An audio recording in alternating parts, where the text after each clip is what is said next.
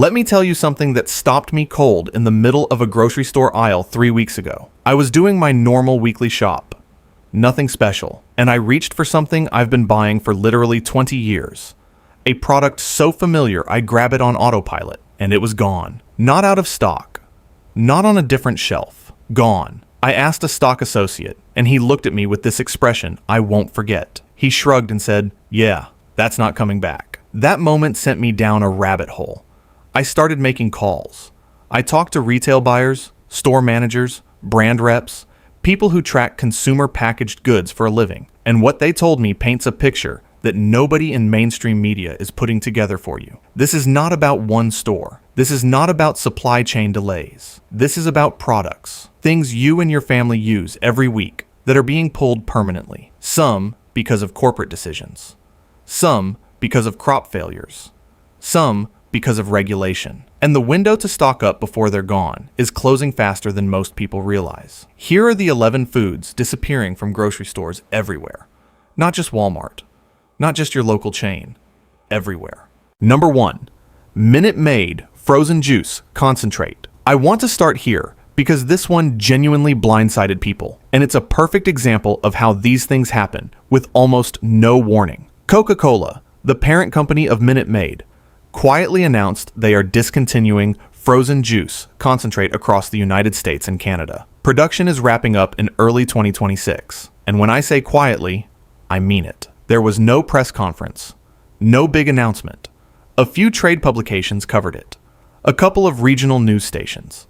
But the average consumer had no idea until they walked into their frozen food section and found an empty slot where those little cardboard cylinders used to be. I grew up with Minute Maid frozen concentrate. It was the orange juice in my house as a kid, and I guarantee there are millions of households right now still expecting to find it in the freezer aisle next month. Here's what matters practically. If you rely on frozen concentrate for your orange juice, and a lot of budget-conscious households do because it stretches further, you need to start thinking about alternatives now, not when the shelves are bare. Now. Number 2, roughly 20% of everything PepsiCo makes. This is the one that should make you pay attention to every single item on your shopping list, because PepsiCo's footprint in the American grocery store is enormous. We're talking Pepsi sodas, Gatorade, Lay's, Doritos, Cheetos, Quaker, Tropicana. If it's a snack or a drink, there's a decent chance PepsiCo makes it. And PepsiCo has officially announced they are cutting approximately 20% of their product line by early 2027. I spoke with someone who works in retail category management, the people who decide what goes on shelves and what gets pulled. She told me the conversations happening right now between retailers and PepsiCo reps are unlike anything she has seen in 15 years in the industry. Retailers are being told to plan for gaps. Space that PepsiCo currently occupies is going to open up, and they need to figure out what fills it. 20% sounds abstract until you start thinking about which products land in that 20%. It's not the core items. Pepsi Cola isn't going anywhere. Lay's Original isn't going anywhere. It's the flavors, the varieties, the limited editions that became permanent, the products that have a loyal but not massive following. Those are the ones getting cut. Which brings me directly to 2 items further down this list, because they fall squarely in PepsiCo's crosshairs. Number 3, romaine lettuce. This one is not a corporate decision. This one is the ground, literally. Romaine lettuce production in the United States is concentrated in 2 regions, California's Salinas Valley and the Yuma, Arizona growing area. Between them, they supply the vast majority of the romaine you see in grocery stores, in restaurants, in every Caesar salad in this country. Both regions are under serious pressure right now. Water restrictions in California have forced growers to reduce acreage. Yuma has faced weather volatility, heat events during critical growth stages that damage yield and quality. A grower I spoke with said he planted 30% less romaine this season than 2 years ago because the economics simply don't work when water costs what it costs right now. Here is what this means practically. You are going to see romaine either get expensive, get scarce, or both. Already, I've been in stores where the romaine hearts are gone midweek and not restocked before the weekend. That used to be unusual. Now it's becoming normal. If you use romaine regularly for salads, wraps, tacos, start rotating in alternatives. Green leaf lettuce, butter lettuce, cabbage for certain applications. And if you want to take it a step further, romaine is one of the easier greens to grow yourself. Even in a small outdoor space or a container garden, you can produce more than you'd expect. Number 4, fresh orange juice and certain Tropicana products. I want to give you the full picture here because the orange juice situation is genuinely serious, and it's been building for years. Florida produces the majority of the oranges used for fresh squeezed and premium orange juice in the United States. And Florida's orange crop has been decimated, there's no other word for it, by citrus greening disease, which is a bacterial infection spread by a tiny insect. It has no cure. Once a tree is infected, it declines and eventually stops producing viable fruit. Florida orange production has dropped by roughly 70% over the past 2 decades because of this disease. 70%. The farms that used to produce the juice you grew up drinking are either producing a fraction of what they once did, or they've been abandoned entirely. Tropicana, which PepsiCo recently sold, but which is still dealing with these supply constraints, has been quietly reformulating and reducing product lines. Some varieties have already disappeared. Others are being reformulated with juice from other sources, which affects taste. Premium fresh squeezed juice has gotten significantly more expensive, and in some markets, it's simply not available at all. My contact at a regional grocery chain told me the juice category is one of the most difficult to manage right now. Shelf space that used to hold 12 different OJ options now holds 8, and that number is going down, not up. Stock up on frozen OJ alternatives while they still exist. Look at vitamin C supplements as a fallback, and understand that the fresh orange juice category as you have known it may look fundamentally different in 2 years. Number 5. Red Bull Blue Edition and other discontinued flavors. Red Bull has been systematically pulling specialty flavors from the US market. The Blue Edition, blueberry, is one of the most talked about casualties, but it's part of a broader pattern of Red Bull consolidating around its core products and cutting the variety flavors that require separate production runs, separate supply chains, and separate retail space negotiations. This might seem minor compared to what I've already covered, but I'm including it because it represents something important. Even the brands you trust most are making decisions right now that will eliminate products you buy on autopilot. If you have a favorite flavor of anything, pay attention. Check whether it's still being actively produced, because the window between we're discontinuing this and it's completely gone from shelves can be very short. Number 6, fresh cilantro. If you cook Latin food, Thai food, Indian food, Vietnamese food, basically if you cook anything with serious flavor, cilantro is probably in your fridge. And fresh cilantro is in real trouble. The majority of cilantro sold in the United States comes from 2 places, Mexico and California's coastal growing regions. Both are facing serious problems simultaneously. In Mexico, the combination of drought conditions, cartel-related disruption to agricultural supply chains, and water access conflicts has reduced cilantro export availability. Farmers who used to grow it are shifting to crops that have better water efficiency or more stable pricing. In California, the same water restrictions hammering romaine and tomatoes are hitting herb production. Cilantro is a water-intensive crop. When water is allocated and expensive, it's one of the first things growers reduce. I've been tracking this in my own grocery shopping. 3 months ago, cilantro was always available and was usually under $1 a bunch. In the past 4 weeks, I've been to stores where it was simply not in stock. When it is available, the price has jumped noticeably. Fresh herbs in general, cilantro, but also parsley, basil, and chives, are going to become more expensive and less reliable over the next growing season. Start growing cilantro on your windowsill. A small pot of cilantro costs $2 to start and produces continuously for months. It's one of the simplest things you can do to offset this. Number 7. Several General Mills cereal lines. General Mills has been systematically pulling underperforming flavors and varieties from shelves. As of late 2025 and into 2026, several Cheerios varieties are gone.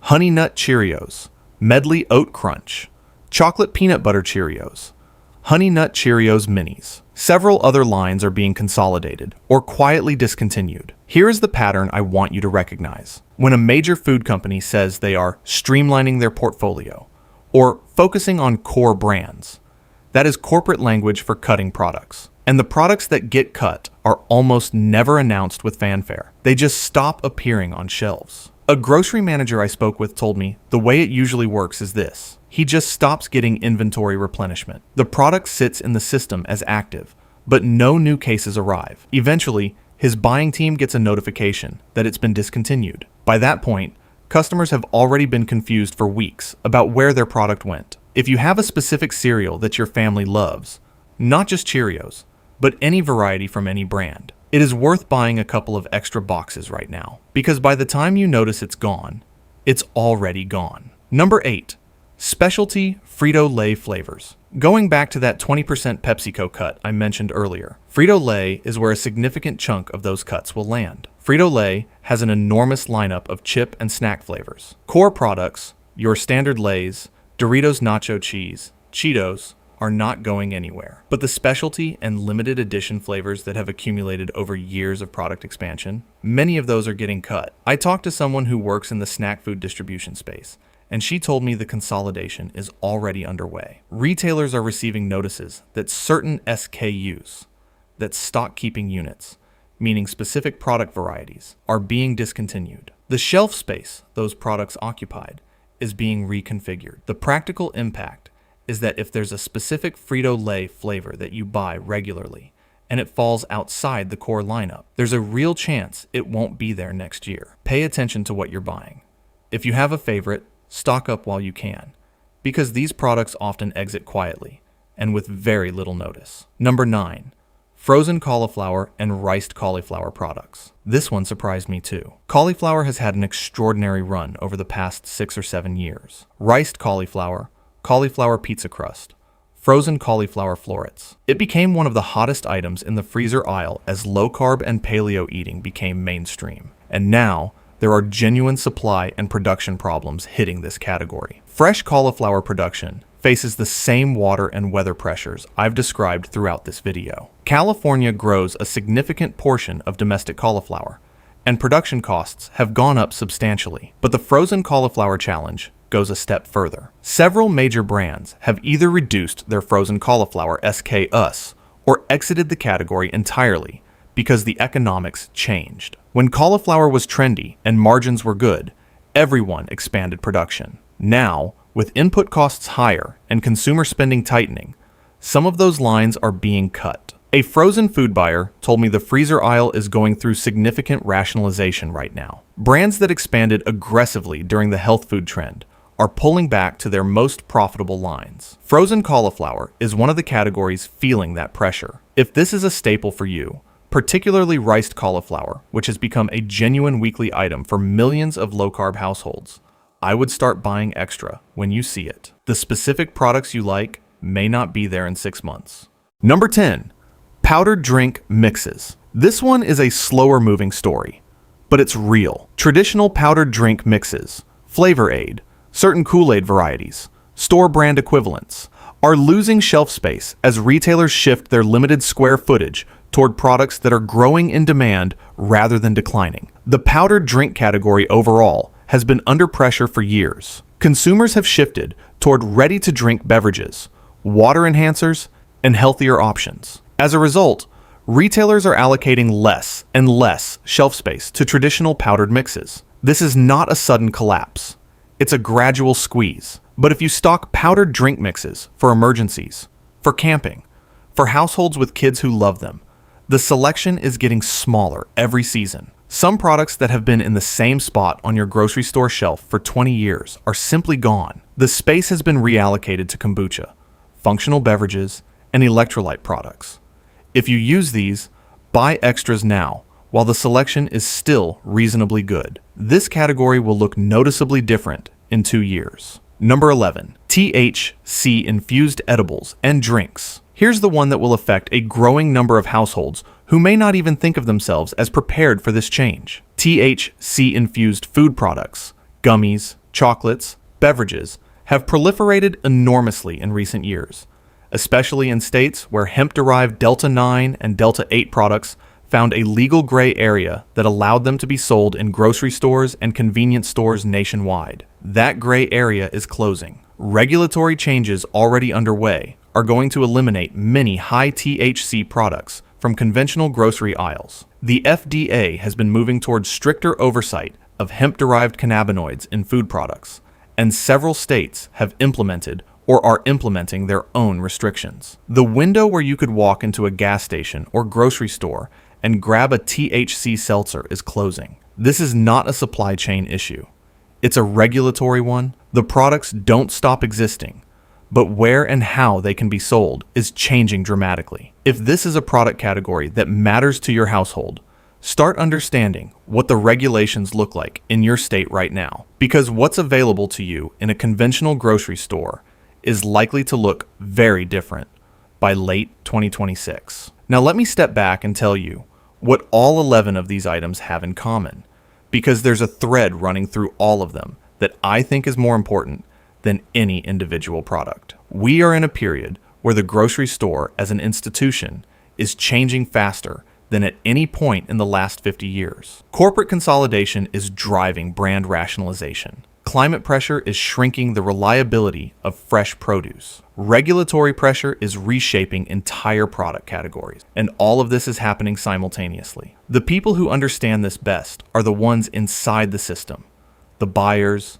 the distributors, the category managers, and almost uniformly, the ones I've spoken to are not panicked, but they are deliberate. They are paying attention. They are making decisions in advance rather than reacting after the fact. I'm not asking you to stockpile a year's worth of groceries. I'm not telling you to panic. What I'm telling you is this: if you have a product on this list that your family uses regularly, buy extra of it the next time you shop. Just extra, not a lifetime supply. Extra, and pay attention. Start reading the labels when something disappears. Start asking the store associate if it's coming back, because increasingly, the answer is no. And the earlier you know that, the better positioned you are to adapt. The stores are changing. The brands are changing. The products you've relied on your entire adult life are being discontinued, reformulated, or priced out of reach. That's the reality. The question is whether you're going to get ahead of it. If this was useful,